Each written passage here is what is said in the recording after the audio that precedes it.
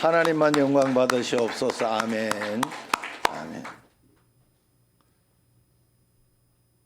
중간에 어떻더라도 마지막 그냥 하나만 좋으면 다 좋아. 그죠? 예, 우리가 마지막 마무리를 잘해야 할 줄로 압니다. 우리 옆 사람과 한번 인사하겠습니다. God is good all the time. 예. 우리가 믿는 신앙 중에는 한 가지 분명한 전제가 있어요. 뭐가 있는가 하면 그것은 바로 하나님이 우리를 택하여 불렀다. 내가 믿어서 믿은, 물론 그것도 맞습니다. 왜냐하면 그걸 하나님은 선하게 이용하여 내가 믿는 마음을 주셨지만, 그러나 우리가 저 천국 가면 알 수 있겠죠. 여기에 대한 완전한 것은 예지 예정이라 그래서 하나님은 만세 전부터 이미 우리를 선택하셨기 때문에 내가 여기 왔다 하는 거죠. 믿음을 하나님이 우리에게 심어주신 거예요. 그것도 잘 생각해 보면, 그래서 선택되었다. 내가 믿으려고 한다고 믿어지는 게 아니에요. 그렇게 믿으면 얼마 노력해서 내 뜻대로 내 생각대로 잘 안 되면 반드시 포기합니다. 그런데 계속해서 힘들고 어려운데도 또 낙심했다가도 다시 이 자리에 있고 이 자리에 와 있고, 그렇게 한다는 것은 하나님이 우리에게 믿음을 주셨고 그것을 통하여 우리가 살아가고 있기 때문에 그렇습니다.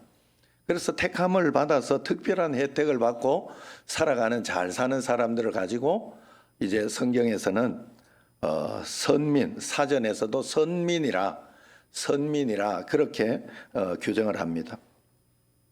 우리가 그 선민이라 하는 뜻이죠. 그 뜻을 이사야 43장 1절에 이렇게 표현하고 있어요.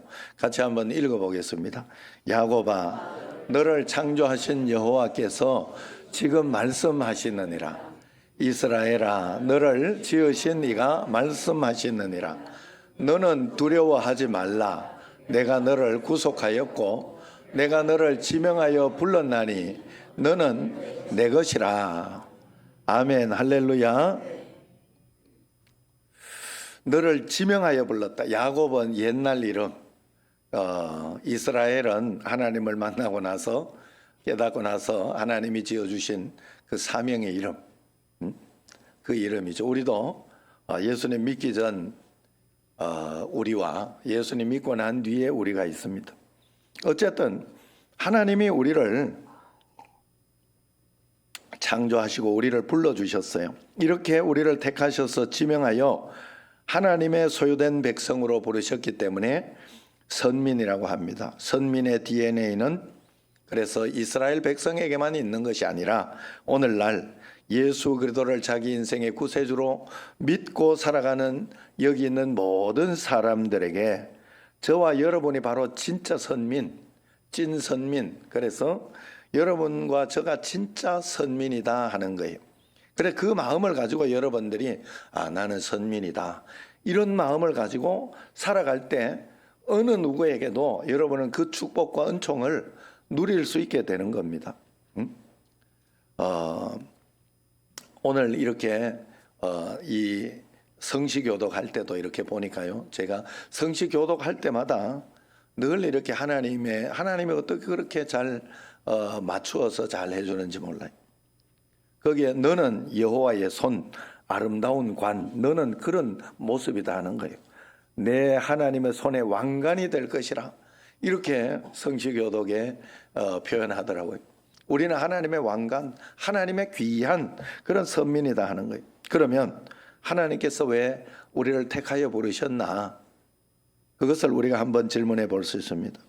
하나님이 우리를 선민으로 택하여 부르신 목적이 분명히 있습니다. 그것은 16절 마지막에 보면 여러 가지 일들이 있어요. 우리를 불러서 하나님의 음성을 듣게 하고, 또 하나님의 음성 듣는 것도 축복으로 듣게 하는 것인데 강제로 듣게 하는 것처럼 이렇게 사단은 그렇게 느끼게 하고, 그렇지만 그건 복이에요. 우리에게 율법은 우리가 그것을 이용하여 율법을 잘 지켜 복을 받도록 선민만 특권을 주신 그런 법이에요. 그래, 그걸 힘들다 어렵다 하면 안 돼. 오늘 예배 드리는 이것은 예수 믿는 사람에게 주신 하나님께 예배를 올릴 수 있는 특권이에요. 그래서 예배를 와준다 뭐 이런 개념을 가지고 있으면 안 돼요. 특별히 하나님 앞에서 내가 온전하게 예배를 올려드리러 왔다 하고 그 예배를 그래서 먼 곳에서 이렇게 와도 소풍처럼 생각하면서 그러면서 온전하게 멀리서 왔으니 더 귀한 예배를 올려드리고 있다 이런 마음으로 예배를 드리고 그렇게 해야 됩니다. 그렇게 하면서 하나님이 왜 우리를 부르셨나? 왜 부르셨나? 그 답을 보면 16절 마지막에 마침내 내게 복을 주려 하시면 그 과정은 어땠든 간에 결과적으로 아까 마지막이 좋으면 다 좋다 그랬잖아요.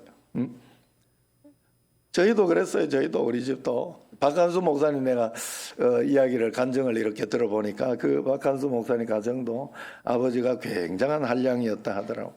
돈은 한 푼도 없으면서 택시 타고 다니고 주머니에 이 돈이 떨어진 적이 없어요. 우리 아버지도 그랬어요. 맨날 노름해가지고 주머니에 나는 집에 돈이 떨어진 적을 본 적이 없어요. 그래가지고 내가 5,000원, 만 원까지는 안 훔친 것 같고 5,000원짜리 몇 번 훔친 적이 있어요. 그때는 1,000원만 해도 대단했어요. 예. 아이고 그래 자기는 그 돈이 어디서 나왔냐? 할머니 쥐어짜가지고 어머니 뚫어해가지고 나온 그런 돈. 진짜 나쁘잖아요. 소 팔아가지고 집에 소 팔아가지고 나온 돈 이런 거. 그래가지고 그때 얼마나 고생을 했어요. 고생을 하고 그랬는데 아유 우리 어머니 지금 마지막이 좋으니까 다 좋은 것처럼 보이잖아. 마지막에 지금 멀쩡하니까 지금까지 뚫 맞고 그러고 있으면 그게 문제인데 여러분 참 신기해요. 우리 사람은 마지막이 좋아야 돼요. 그래 여러분 어른들이나 누구나 다 열심히 기도하십시오. 기도하는 자에게는 하나님이 꼭 하나님이 마지막을 잘 인도해 주신 줄로 믿습니다. 마침내 그게 바로 마지막을 이야기해요. 마침내 하나님이 과정은 있다는 거예요. 어려움도 있다는 거예요. 힘든 일도 있을 것이다. 그러나 마침내 복을 주는 게 하나님의 복이라는 거예요. 우리를 택하고 부르신 이유라는 거예요. 그런데 그래서 창세기 12장에도 보면 아브라함을 부르실 때 내가 너를 복의 근원이 되게 할지라 복이 되게 할지라 요즘 성경 복 옛날 개역 한글은 복의 근원이 되게 할지라 땅의 모든 족속이 너로 인하여 복을 받을 것이라 너가 축복하면 축복이 되고 저주하면 저주가 되게 할 것이다 하는 그런 복을 주기 위해서 하나님이 불렀다는 거예요. 예수님도 이 땅에 오신 목적을 이야기하면서 죄와 가난과 저주, 질병과 고통 속에서 해방되어 자유를 누리고 행복한 삶을 우리가 살도록 하기 위하여 오셨다 분명하게 성경이 기록하고 있습니다. 그런데 오늘 말씀을 보면 하나님은 우리에게 마침내 복을 주시기 위해서 우리를 낮추시고 시험하셨다라고 먼저 너희에게 복을 주기 위해서 내가 너를 시험하고 낮추었다 그렇게 이야기를 하고 있습니다. 무슨 말인가? 두 가지 의미가 있어요. 하나님의 복은 겸손하게 내가 낮아져야 받을 수 있다는 걸 이야기해요. 또 두 번째는 시험의 과정을 잘 통과해서 자격을 얻어야만 받을 수 있다는 것을 이야기하고 있습니다. 그냥 저절로 그냥 너 놀고 먹고 그렇게 하라고 하나님이 우리를 불러가지고 그렇게 복을 주지는 않습니다. 통과해야 할 게 선민을 택하셨지만은 선민으로서 살아갈 수 있도록 훈련하고 단련하신다는 걸 분명히 이야기합니다. 그래서 우리가 살아가면서 내게 불뱀 같은 어떤 일들, 정갈이 달려드는 듯한 일들, 삶에 너무 갈증이 생기고 힘들고 고통스럽고 원치 않는 것들을 먹고 원치 않는 것 순간 일들이 일어나는 그런 일들이 일어날 때 그런 것을 경험하면 그때 내가 아유 내 인생은 왜 이렇게 운이 없을까? 나는 왜 이렇게 고생스럽나? 나는 왜 이렇게 태어났을까? 이렇게 원망하고 불평하며 살면 안 돼요. 이때는 내가 하나님의 선민으로 선택받았나 보다. 고난이 있고 어려움이 있으니까 그렇게 선택받았나 보다 생각하면서 여러분들이 그것을 잘 이겨내려고 하고 하나님 이때 어떤 말씀을 주시겠습니까? 어떻게 하나님 말씀하십니까? 라고 그 말씀에 귀를 기울여야 돼요. 그래서 어떤 지혜자가 이렇게 이야기를 했어요. 하늘이 장차 큰 인물이 될 사람에게는 그 배를 줄이게 하고 그 뼈를 아프게 하여 그의 의지를 시험하느니 그가 장차 큰 일을 맡았을 때에 그 기국과 역량을 시험하기 위해서 미리 이 고통을 준다는 거죠. 그러므로 지금 내가 인생에 큰 시련을 만났거든 자신이 하늘의 선택을 받은 사람이 아닌가 놀라면서 그것을 되돌아보라는 거예요. 하나님이 나를 크게 쓰시고 더 큰 은혜를 주시고 복을 주시려고 이런가 보다 하고 자기를 돌아보며 그때를 잘 준비하고 그때를 잘 넘기며 이겨나가라는 뜻이에요. 어느 의과대학 교수가 외국의 의과대학 교수가 학생들에게 질문을 했어요. 독일인가 봐요. 한 부부가 있는데 어떤 부부가 살았습니다. 그 부부가 있는데 남편은 지금 매독에 걸렸어요. 매독에 걸리면 자녀가 정상적으로 나올 확률이 잘 없잖아요. 그리고 아내는 심한 폐결핵에 지금 걸려 있다네. 그리고 이 가정에는 아이가 4명이 있는데 1명은 병으로 죽었고 남은 아이들은 심한 지금 결핵으로 고통을 당하고 있지. 그런데 이 부인은 지금 임신 중이라네. 자네들은 어떻게 하겠는가 그랬어요. 그랬더니 한 사람이 손을 번쩍 들면서 낙태 수술해야 됩니다. 그렇게 이야기를 한 거예요. 세상 사람들이 생각할 때 당연한 그런 이야기죠. 그러나 교수는 그때 그걸 보면서 그 학생에게 자네는 지금 베토벤을 죽였네 이렇게 이야기했다. 그 아이가 베토벤이었다니 그때 태어난 아이가. 웬만한 사람은 한 번쯤 다 들어봤을 법한 여러분 교향곡 5번 알죠? 교향곡 5번.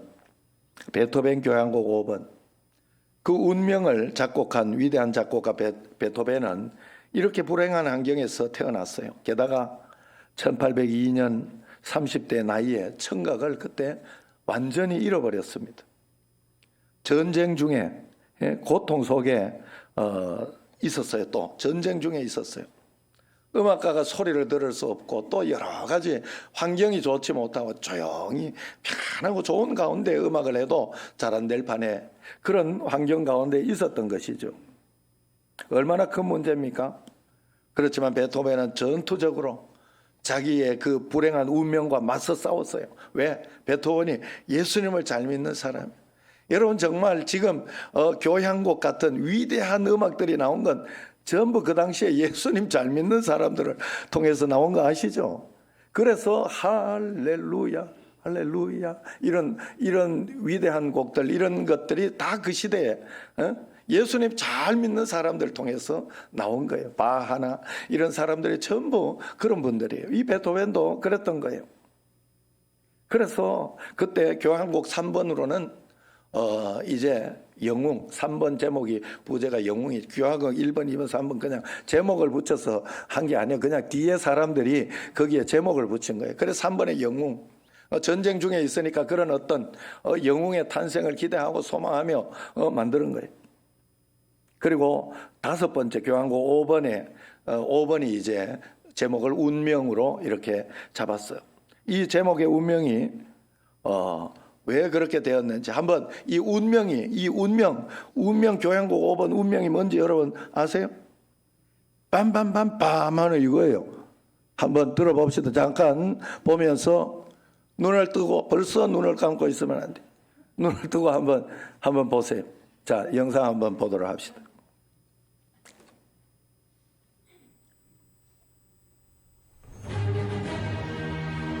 소리 크게 올려줘요.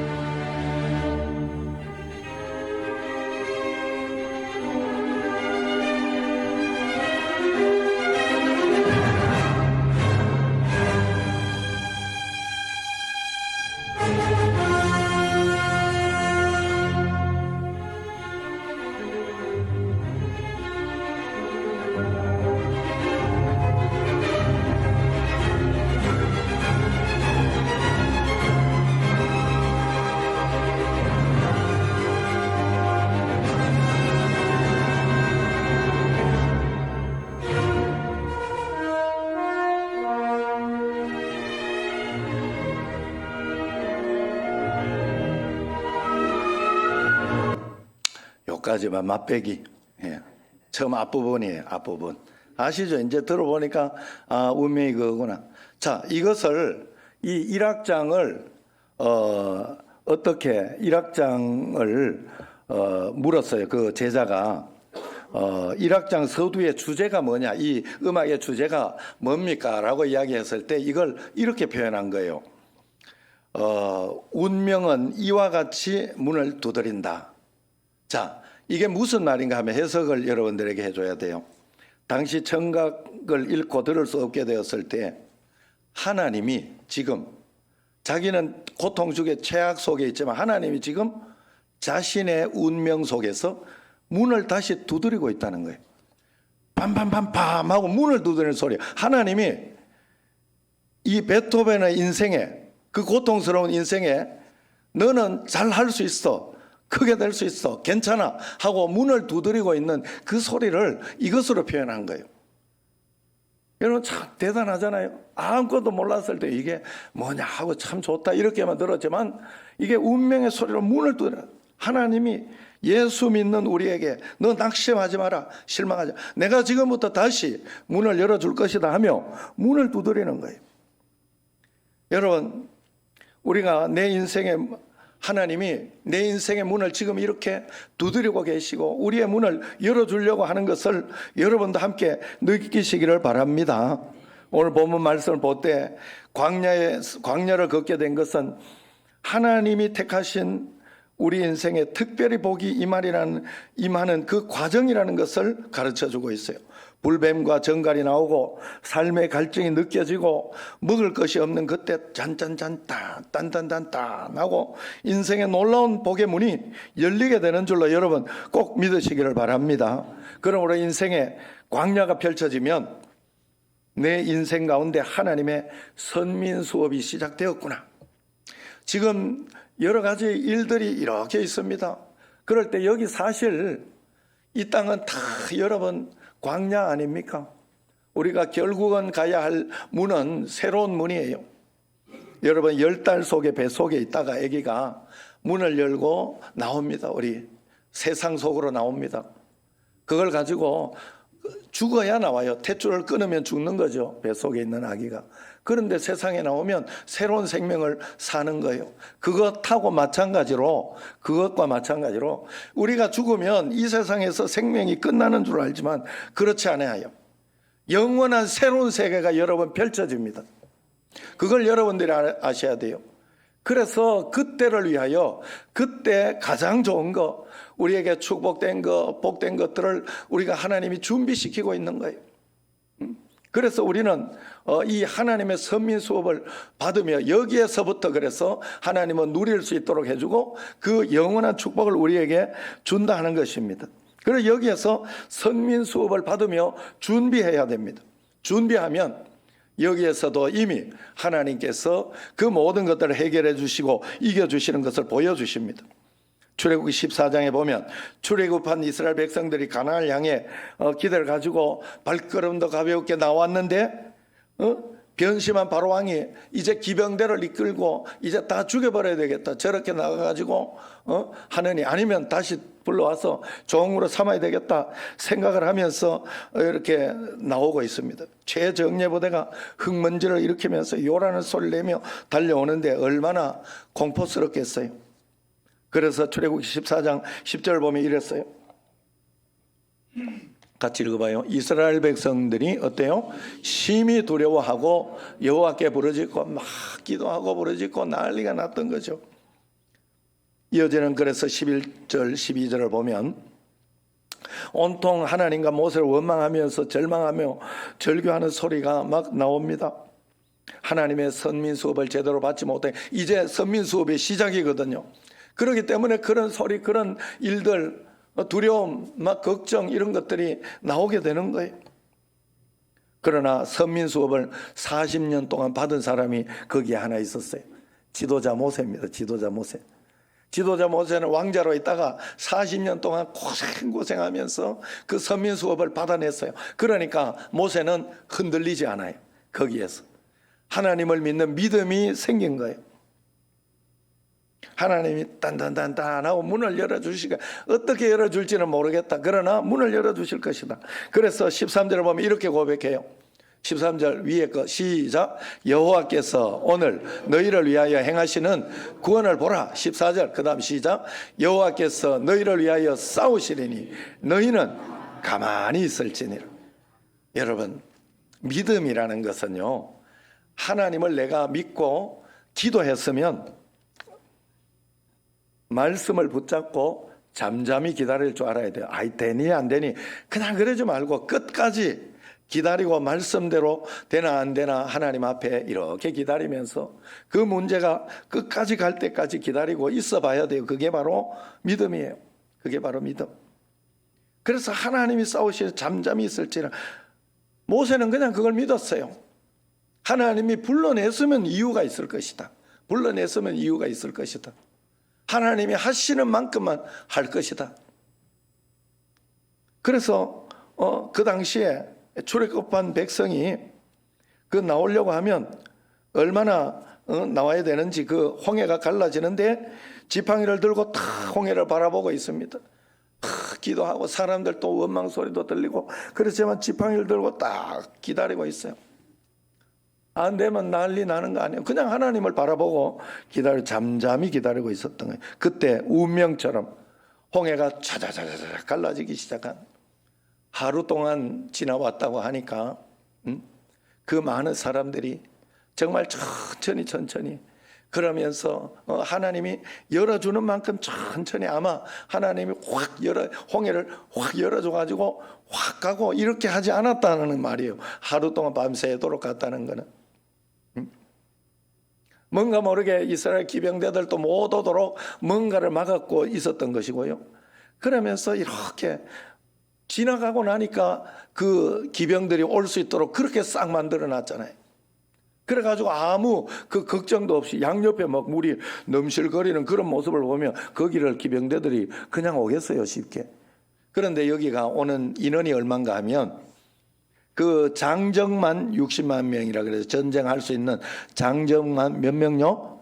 60만 명. 그러니까 자식들까지 다 치고 뭐 남편, 아내, 남편이 그 아내, 자식들 이렇게 몇 명 이렇게 치고 그렇게 하면 200만, 300만으로 봐요. 이스라엘. 그리고 나올 때 막 거기 이 애굽 사람들이 마지막 간다고 또 좋은 것을 그렇게 많이 줬다고 그래요.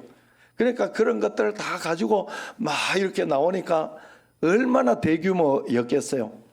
그 대규모 사람들이 이렇게 나오는 것을 보면서 대규모 사람들이 나오는 것을 이렇게 볼 때 그 아마도 예상하기를 16km 정도 폭으로 갈라졌을 것이다. 그렇게 예상해요.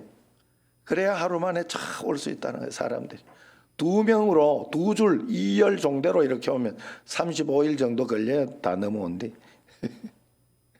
그러니까 여러분 그것을 보면 잔잔잔잔잔 열리는 걸 볼 거 아니에요. 하나님이 열어주는 걸. 그게 단단단단하고 그렇게 하는 그런 모습과 정말 흡사합니다. 하룻밤 정말로 그럴 때 얼마나. 그러나 모세는 절대 당황하지 않았어요. 하나님이 허락하신 만큼 가기로 했고 하나님이 붙잡히게 하면 붙잡힌다 하는 그런 마음으로 기도했으니 그냥 하나님을 굳게 믿었어요. 이번에 정말 나는 진짜 부끄러운 이야기. 금요일날 신순덕 권사님, 김명숙 권사님 기도하러 이렇게 갔더니 기도 한번 해줘야 돼. 그 마음이 생겨가지고 좋은 마음으로 이제 들렀어요. 신순덕 권사님 갔더니 기도를 하고 이랬는데 요즘은 목사님 제가 요즘은 뭐 하도 이렇게 집에만 있으니까 성경만 읽게 돼가지고 16일 만에 일독을 했습니다. 이러더라고.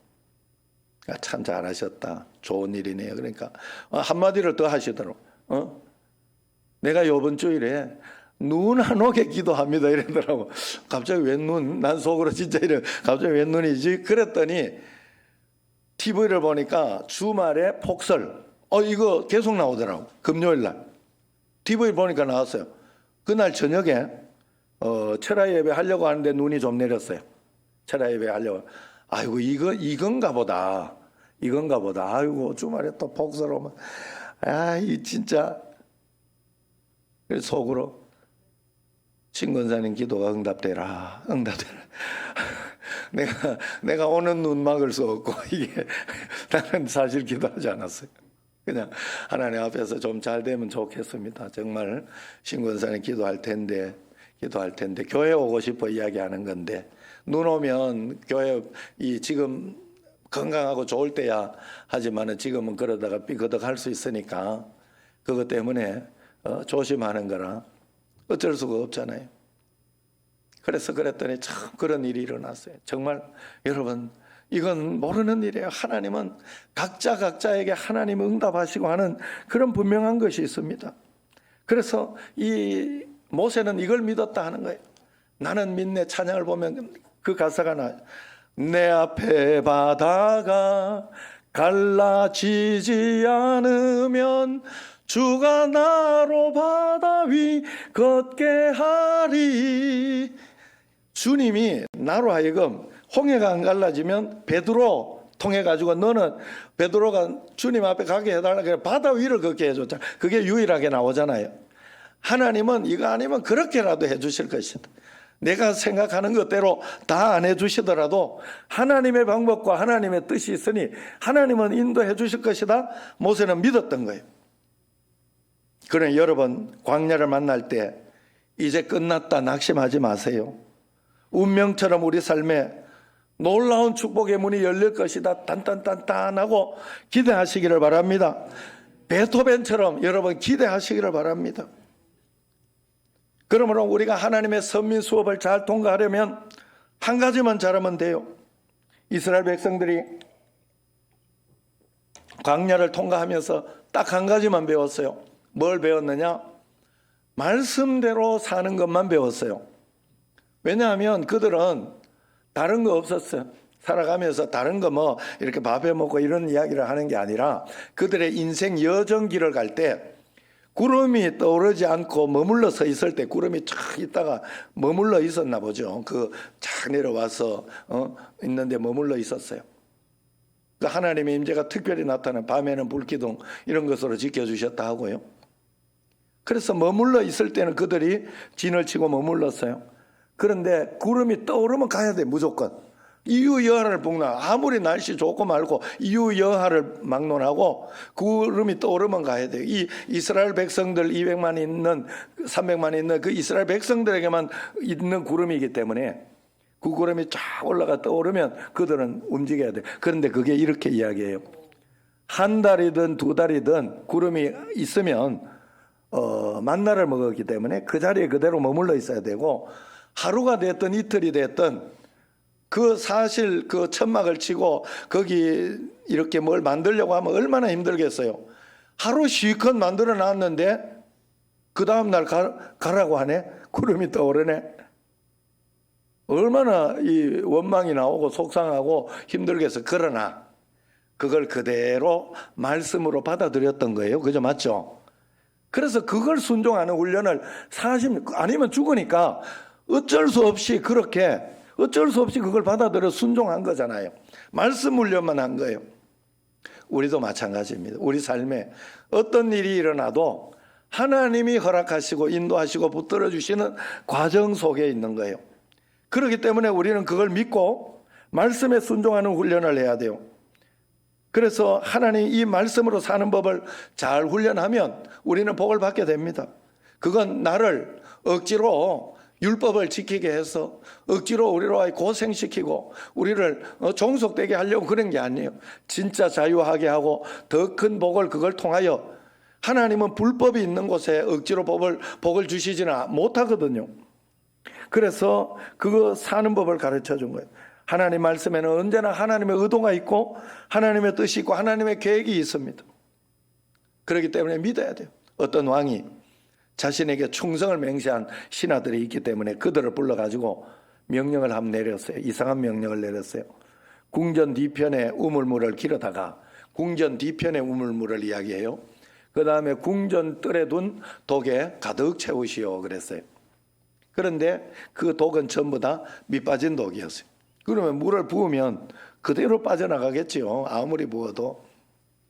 그러니까 여러 신하들이 핑계를 대면서 아프다 아니면은 또 지금 어디 다른데 뭐 좀 지금 이런 적군이 오고 뭐 이런 일을 해야 된다, 저런 일을 해야 된다 하면서 그것을 하지 않았습니다.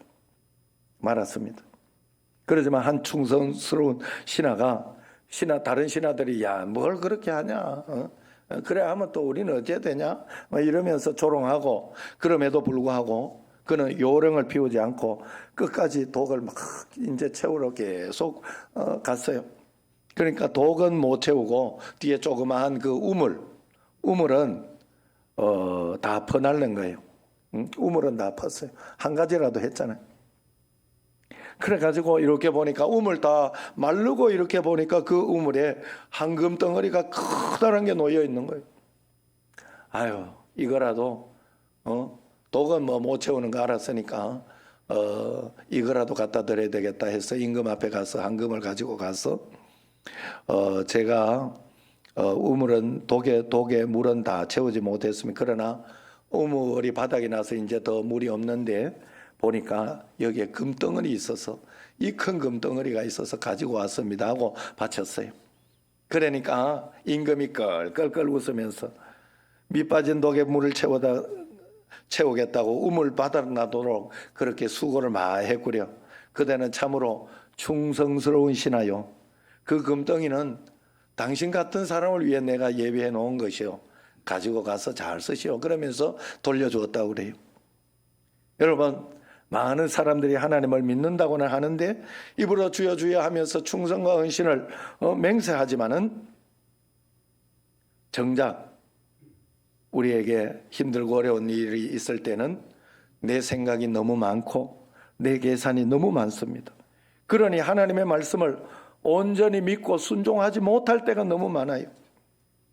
그래서 예비된 복과 은혜를 누리지 못하는 것들이 너무 많다는 거예요. 시편 37편 5절 6절 같이 한번 읽어봅시다. 내 길을 여호와께 맡기라. 그를 의지하면 그가 이루시고 내 의를 빛같이 나타내시며 내 공의를 정오의 빛같이 하시리로다 그랬어요. 할렐루야. 정오의 빛같이 다 맡기고 의지하면 하나님이 해주신다. 하나님의 말씀 앞에 우리 자신을 맡기고 온전하게 순종할 때 하나님께서 우리 인생을 정오의 빛같이 빛나게 해주실 줄로 믿습니다.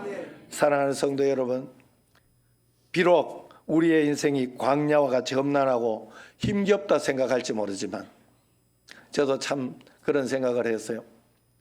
젊었을 때, 청년 때는 잘 몰랐어요. 그렇게까지 생각을 안 했는데 결혼하면서 이제 자식을 낳으면서 이렇게 한 걸음 이렇게 아내하고도 맞춰야 되고 뭐 이러니까 싸우기도 많이 싸웠어요. 그러니까 얼마나 힘들었겠어. 그래서 이런 이야기 있어요. 우리 집에 어머니가 새벽 2시 반이면 일어나서 밑에가 교회니까 교회 가가지고 그냥 철야 기도를 하는 게 새벽 기도 할 때까지 기도를 하고 그렇게 했어요. 언제부터 했는가 이렇게 이야기를 하는 중에 어머니 그러더라고. 제가 밤에 한번 아마 12시 넘어서인가 12시인가 막 거의 울면서 전화를 한 적이 있대. 난 기억이 잘 안 나요. 날 것 같기도 하고 잘 안 나기도 하고 하는데 그때 내가 힘들었나 봐. 아, 엄마 나 힘드네. 그랬던 것 같아요. 그러면서 이렇게 그러고 뭐 그렇게 끊었던 것 같아요. 그리고 뭐 그 다음날 또 뭐 전화하고 이렇게 했는데 그날 이후로 어머니가 그걸 듣고 그때부터 2시 반부터 기도했다고 그래요. 끝까지 기도했다고 합니다. 제가 결혼하면서 이렇게 보면서 보니까 책임져야 되고 남자의 뭐 그런 책임 뭐 이러면 또 페미니스트들 남녀가 뭐 동등 이런 소리 하지 말고 이 책임감 이런 게 마음에 있어요. 하나님이 주신 어떤 그런 것들. 아, 인생이 쉽지 않구나. 야, 인생이 이게 만만치 않구나 하는 이런 걸 정말 느꼈어요. 저는 내 마음대로 안 되는구나. 그러면서 이렇게 참 마음이 힘들다 하는 그런 걸 느끼긴 했는데 우리가 하나님을 제대로 알고 나니까 그것이 오히려 하나님 앞에 큰 축복이 되고 오히려 기쁨이 되더라. 나중에 돌아서서 보면 더 큰 축복의 모양이 분명히 됩니다. 지금 있는 것을 하나님의 선민 수업으로 잘 받으려고 해보세요. 한 걸음 한 걸음 조심스럽게 내디뎌 보세요. 하나님이 해주시는 거예요. 하나님이 인생을 분명히 빛나게 해주십니다. 이 수업은 우리에게 복을 주지, 마침내 복을 주기 위해 주는 수업이니 걱정하지 말고 두려워하지 마라 했으니 그 말씀을 꼭 믿고 말씀을 붙잡고 잘 따라가는 여러분과 저가 되기를 주의 이름으로 축원합니다. 기도하겠습니다. 하나님 감사합니다. 우리를 선민 삼아 주셨고 선민 수업으로 우리를 인도해 주셨습니다. 하나님 아버지여, 우리의 모든 고통과 어려운 가운데 있을지라도 하나님의 운명처럼 내 인생의 문을 두드리며 너에게 복을 줄 것이니 훈련을 잘 받아라 하는 그 음성을 듣고 따라갈 수 있는 저희들 꼭 되게 하여 주옵소서. 예수님 이름으로 감사하며 기도드리옵나이다. 아멘.